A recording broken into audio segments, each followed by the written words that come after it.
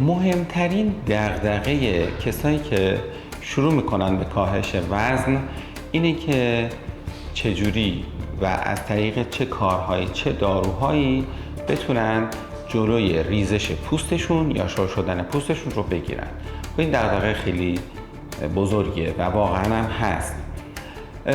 بارها و بارها دیدیم که افراد میرن بلافاصله بعد از عمل شروع میکنن ورزش‌های بدنسازی، فکر میکنن با وزنه زدن و ورزش‌های خیلی سنگین بدنسازی میتونن جلوی ریزش پوست رو بگیرن، که البته نه تنها این اتفاق نمیفته بلکه جلوی کاهش وزنشون هم یه جورایی گرفته میشه و شاید هم دچار آسیب بشن.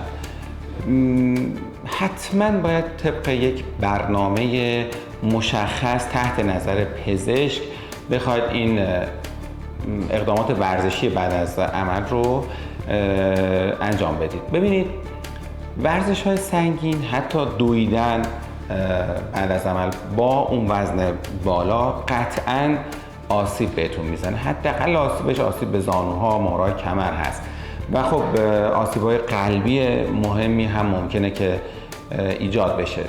حتما به دوستان توصیه میکنیم که بعد از عمل یا هر وقت که شروع کردن به کاهش وزن، چه با عمل، چه با رژیم، چه با دارو، چه با آمپول، به هر شکلی ابتداعا نیاز نیست که ورزش‌های خیلی سنگین بخواید انجام بدید. همین پیاده روی عادی در طول روز حدود 1 ساعت بخواید استارت بزنید خیلی مفیده، باعث تقویت عضلاتتون میشه و ورزشی هوازی که باعث میشه که وزنتون هم کم بشه.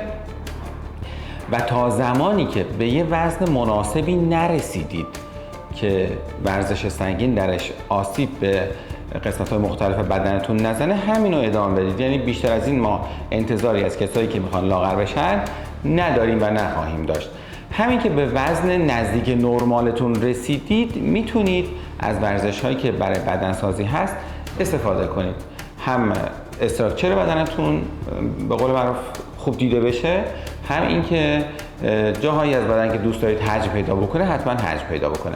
اما مهمترین چیزهایی که باعث میشه که شما پوستتون ریزش نکنه، شل نشه و در واقع مثل افراد سالخورده دیده نشه، همین ورزش‌های هوازی هستن که اولش اشاره کردم، مثل پیاده روی، مثل دویدن، مثل رقصیدن و شنا کردن. اینها خصوصا شنا کردن باعث میشه که پوستتون کامل جمع بشه.